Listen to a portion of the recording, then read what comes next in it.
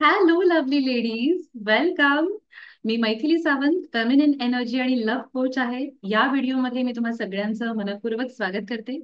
मी स्त्रियांना त्यांच्यातील चैतन्यमयी अशा डिवाइन फेमिनिन एनर्जीशी कनेक्ट करून स्वतःचं बेस्ट व्हर्जन कसं बनायचं आणि आयुष्यात अधिकाधिक प्रेम कसं मिळवायचं यासंबंधी मार्गदर्शन करते. या व्हिडिओमध्ये तुमचं खूप खूप स्वागत आहे. आजचा आपला व्हिडिओचा टॉपिक आहे तो म्हणजे मासिक पाळीचा वापर करून आपण ध्येय प्राप्ती कशी करू शकतो. चला तर मग सुरुवात करूया. मासिक पाळी ही प्रत्येक स्त्रीला निसर्गाने दिलेलं एक वरदान आहे आणि या वरदानाचा आपण आपल्या फायद्यासाठी, आपल्या ध्येय प्राप्तीसाठी कसा वापर करू शकतो तेच आपण जाणणार आहोत. आणि त्याकरता मी तुम्हाला एक 5 स्टेप स्ट्रॅटेजी सांगणार आहे. ओके. तर स्ट्रॅटेजी मधलं पहिलं पॉइंट म्हणजे आपल्याला आपल्या मासिक पाळीचा स्वीकार करायचा आहे. ओके? अनेकदा मी अनेक स्त्रियांना पाहिलेलं आहे, त्या मासिक पाळीला खूप नावं ठेवतात. काय कटकट आहे, ही माझ्या ध्येय प्राप्तीमध्ये अडथळा आहे, असं वगैरे म्हणून मासिक पाळीला दूषणं देत असतात. तर हे आपल्याला आता अजिबात करायचं नाहीये. जर तुम्ही असं करत असाल तर बी केअरफुल. आपण ज्या वेळेला असं करतो ना, आपण स्वतःच्या शरीराबद्दल एक नकारात्मक भावना मनामध्ये निर्माण करत असतो आणि त्यामुळे आपण आपली स्वतःसोबत असलेली रिलेशनशिप वाईट करत असतो. ते आपल्याला करायचं नाही. करायचं आहे तर स्वतःचा बिनशर्त स्वीकार, स्वतःच्या मासिक पाळीचा स्वीकार करायचा आहे. आणि त्यामुळे आपण आपल्या मासिक पाळीला सांगायचं आहे, डिअर मासिक पाळी, dear periods, I accept you. मी तुमचा स्वीकार करते आणि थँक यू सो मच. माझ्या आयुष्यात पिरियड्स असल्यामुळे माझे हार्मोन स्टेबल राहतात. मला सर्व काम करण्यासाठी एनर्जी मिळते आहे आणि माझं आरोग्य सुंदर राहत आहे. So thank you so much. So जसं मी म्हटलं, मासिक पाळी ही स्त्रीला निसर्गाने दिलेलं वरदान आहे, ज्यामुळे स्त्रीमध्ये गर्भधारण होऊ शकते. आणि अशा मासिक पाळीसाठी आपण जर नकारात्मक भावना निर्माण केली तर आपण तिचा वापर आपल्या फायद्यासाठी नाही करू शकणार. त्यामुळे ही स्टेप नंबर 1 करणं फार जास्त आवश्यक आहे. ओके. त्यानंतर आहे स्टेप नंबर 2. ती म्हणजे आपल्याला आपली तुलना पुरुषांशी करणं सोडून द्यायचं आहे. मला माहिती आहे तुम्ही नव्या युगातली नवीन स्त्री आहात, आधुनिक स्त्री आहात आणि तुम्ही तुमची तुलना नकळतपणे जर पुरुषांशी करत असाल तर प्लीज स्टॉप इट. ओके. माशांची तुलना आपण गरुड पक्षाशी नाही करू शकत. अग्नीची तुलना आपण पाण्याशी नाही करू शकत. त्याचप्रमाणे स्त्री आणि पुरुष यांची तुलनाच होऊ शकत नाही, कारण त्यांच्यामध्ये नैसर्गिकरित्या असमानता आहे. त्यांचं बोन स्ट्रक्चर वेगळं आहे, स्नायूंचं स्ट्रक्चर वेगळं आहे, त्यांच्यामध्ये वेगवेगळे हार्मोन्स असतात, त्याच्यामुळे त्यांची तुलना होऊ शकत नाही. हे आपल्याला पक्क ध्यानात ठेवायचं आहे. ओके? पुरुषांचं बोलायला झालं तर पुरुषांमध्ये टेस्टोस्टेरॉन नावाचं एक हार्मोन असतं, जे हार्मोन त्यांच्यामध्ये पौगंडावस्थेपासून तयार होतं आणि त्याची पातळी वाढत वाढत वाढत जाते आणि जी साधारणपणे 60-70 वयापर्यंत ती पीक लेवलला असते आणि त्याच्यानंतर डिक्लाइन व्हायला लागते. सो हे जे हार्मोन आहे ते हार्मोन त्यांना स्ट्रेंथ देतं, उत्साह देतं. त्यांचं बोन स्ट्रक्चर त्याच्यामुळे स्ट्रॉंग असतं, स्नायूंचं स्ट्रक्चर खूप स्ट्रॉंग असतं. आणि हे हार्मोन जे आहे ते त्याचं प्रमाण स्त्रियांच्या शरीरामध्ये अत्यल्प असतं. त्याच्यामुळे स्त्री आणि पुरुष यांच्या बोन स्ट्रक्चरमध्ये खूप फरक आहे, त्यांच्या स्नायूंच्या बळकटीमध्ये खूप फरक आहे. त्यामुळे आपण आपली तुलना पुरुषांशी करताच कामा नाही, ती होऊच शकत नाही. कारण सो मॅस्क्युलिन एनर्जी आहे ती एक सन एनर्जी आहे, व्हेरी पॉवरफुल एनर्जी. ज्याप्रमाणे सूर्य 12ही महिने आपल्याला प्रकाश देऊ शकतो, राईट, त्याचप्रमाणे मॅस्क्युलिन एनर्जी पूर्ण महिन्याचे 30ही दिवस ऍक्टिव्ह राहू शकते, उत्साही राहू शकते, सगळी कामं जी स्ट्रेंथची आहे ती पार पाडू शकते. ओके? पण पुरुषांच्या तुलनेमध्ये महिलांमध्ये हे हार्मोन अत्यल्प असतं. त्याचबरोबर स्त्रियांना मासिक पाळी येते, त्यामुळे दर 15 दिवसांनी त्यांचे हार्मोन बदलत असतात. काही काही स्त्रियांच्या बाबतीत तर सकाळ आणि संध्याकाळ याच्यामध्ये पण त्यांच्या हार्मोन्स मध्ये बदल जाणवतो. सकाळी छान असतं, व्यवस्थित असतं आणि संध्याकाळी ब्लोटेड फिलिंग यायला लागतं. असं अनेक प्रकार होत असतात. प्रत्येक स्त्रीप्रमाणे तिच्यामध्ये हार्मोन बदल होत असतात. त्याच्यामुळे स्त्रीची जी एनर्जी आहे, फेमिनिन एनर्जी, ही एक चंद्रासारखी एनर्जी आहे. ज्याप्रमाणे चंद्र कलेकलेने वाढतो आणि मग पौर्णिमा येते, त्याच्यानंतर कलेकलेने कमी होत जातो आणि मग अमावस्या येते. त्याचप्रमाणे स्त्रीच्या शरीरात सुद्धा हे मासिक पाळीचं चक्र महिनाभर चालू असतं. 15-15 दिवसांचे असे हार्मोन बदल होत असतात. ठीक? त्याच्यामुळे स्त्री आणि पुरुषांची तुलना करणं चुकीचं ठरेल. त्यामुळे ती तुलना करणं आपण सोडून द्यायचं आहे. हा दुसरा मुद्दा आहे जो महत्वाचा आहे. ठीक? त्यानंतर मुद्दा क्रमांक 3 म्हणजे आपल्याला आपल्या मासिक पाळीचा पूर्ण आढावा घ्यायचा आहे. मासिक पाळीचं बिहेवियर कसं आहे ते आपल्याला जाणून घ्यायचं आहे. ठीक? त्याकरता मासिक पाळीचे 4 फेजेस आपल्याला जाणणं गरजेचं आहे. मासिक पाळीचं पहिली फेज म्हणजे अर्थातच मेन्स्ट्रुअल फेज. ज्यावेळेला स्त्री मेन्स्ट्रुअल सायकल मध्ये असते, शी इज मेन्स्ट्रुएटिंग, ब्लीडिंग. ते पहिली स्टेज आहे. त्याच्यानंतर येते फॉलिक्युलर स्टेज, त्याच्यानंतर ओव्ह्युलेटरी स्टेज आणि मग ल्युटियल फेज. ठीक? सोयीसाठी मी ल्युटियल फेज पासून सुरुवात करते. ल्युटियल फेज ही ऍक्च्युअल मासिक पाळीच्या 5 ते 7 दिवस आधी सुरू होते.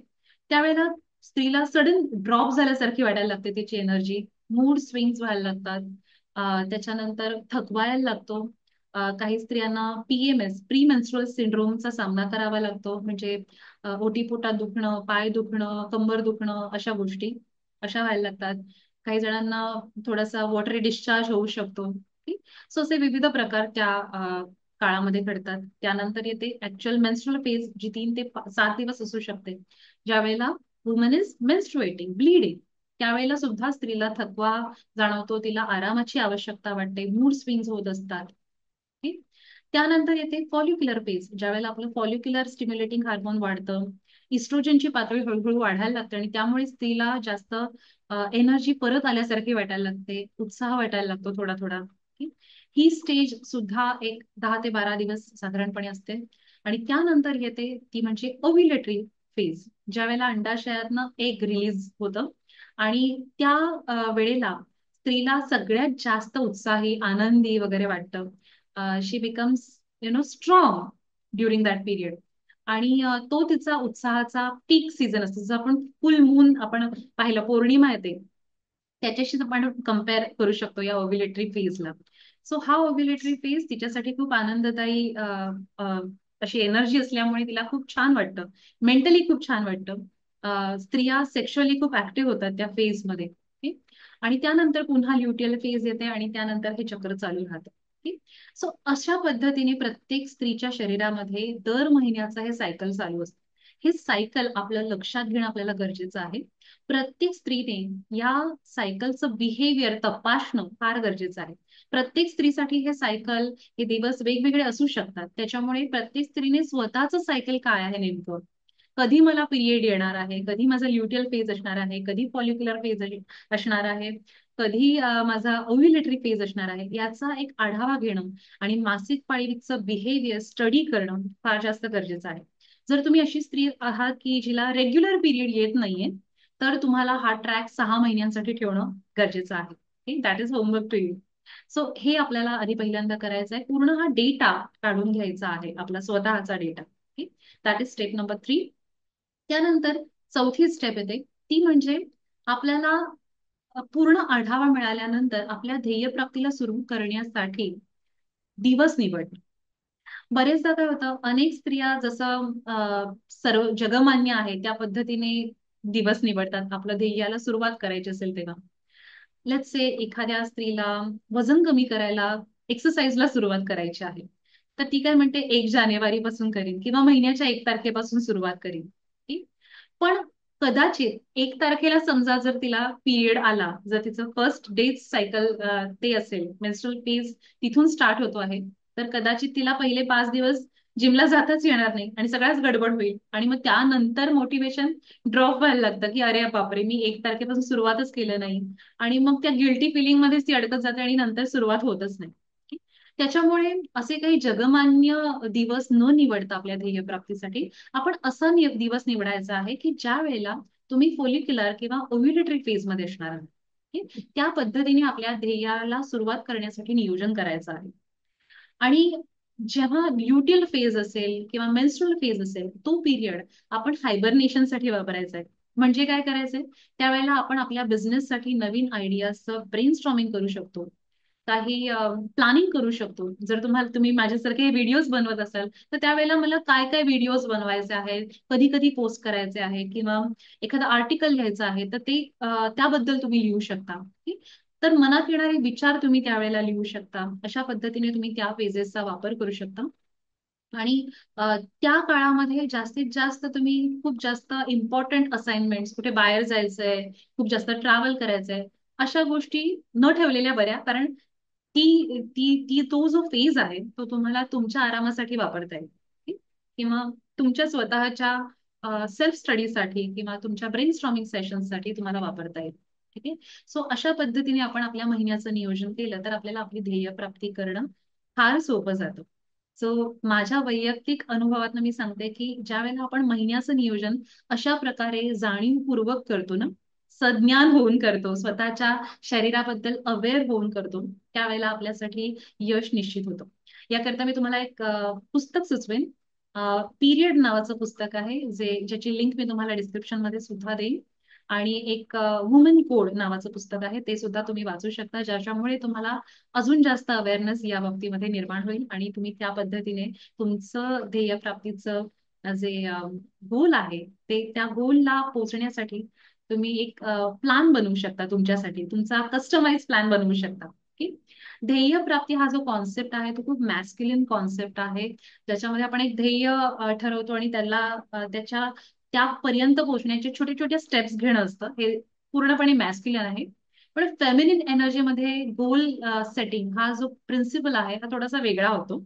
पहिल्यांदा आपण ठरवायचं आहे की आपल्याला ते ध्येय अचीव केल्यावर काय फील करायचं आहे. Feminine energy talks about feelings. त्यामुळे मला ते ध्येय प्राप्त झाल्यावर मला फील काय होणार आहे, ते पहिल्यांदा फिलिंग जनरेट करायचे आणि त्या पद्धतीने आपल्याला काम करायला सुरुवात करायची.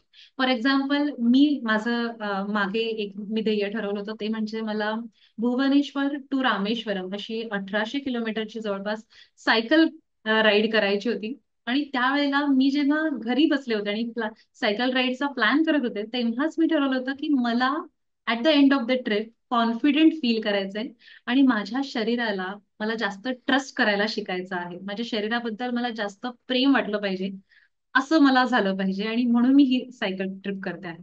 तर त्या पद्धतीने फील काय करायचंय, का मी हे करते आहे, याचा आढावा जेव्हा आपण आधीच घेऊन ठेवतो ना, त्यावेळेला आपल्याला त्या ध्येयापर्यंत पोहोचणं फार सोपं होतं. कारण आपल्या भावना आपल्याला नॅव्हिगेट करत असतात, आपल्याला ऍक्शन घेण्यासाठी प्रवृत्त करत असतात. ओके? सो त्यामुळे आपल्याला फिलिंग्सने ऑपरेट व्हायचं आहे. Okay? That is a additional point I shared with you. Okay? त्यानंतर नेक्स्ट पॉइंट, 5वा पॉइंट सगळ्यात महत्वाचा म्हणजे तुम्ही समजा अशी स्त्री आहात जिला मासिक पाळी आता येत नाहीये. ओके? आणि तुम्ही पोस्ट मेनोपॉझल फेज मध्ये आहात, तर तुमच्यासाठी मी सांगेन की तुम्ही कोणाला फॉलो करायचंय तर चंद्रशक्तीला, चंद्राला फॉलो करायचंय. ज्याप्रमाणे चंद्राच्या कला असतात, पौर्णिमा, अमावस्या येते, त्या पद्धतीने तुम्ही नैसर्गिकरित्या तुमचं सायकल सेट करू शकता. आणि चंद्रकलेप्रमाणे तुम्ही ठरवू शकता कुठले दिवस माझे ऍक्टिव्ह असणार आहेत, कुठले दिवस माझे कॉन्टम्प्लेशन साठी असणार आहेत, सेल्फ थिंकिंग साठी असणार आहेत, स्वतःचा विचार करण्यासाठी असणार आहेत, बिझनेसच्या आयडियाज बद्दल विचार करण्यासाठी असणार आहेत. अशा पद्धतीने तुम्ही महिन्याचं प्लॅनिंग जरूर करू शकता. Okay? So I hope this helps. तुम्हाला हा व्हिडिओ नक्की माहितीपर वाटला असेल अशी मी आशा व्यक्त करते. जर तुम्हाला व्हिडिओ आवडला असेल तर नक्की या व्हिडिओला लाईक करा आणि हा व्हिडिओ अधिकाधिक स्त्रियांपर्यंत शेअर करा. सो थँक्यू सो मच तुम्ही हा व्हिडिओ पाहिल्याबद्दल. धन्यवाद. आपण नेक्स्ट व्हिडिओमध्ये भेटूया. Take care. God bless you.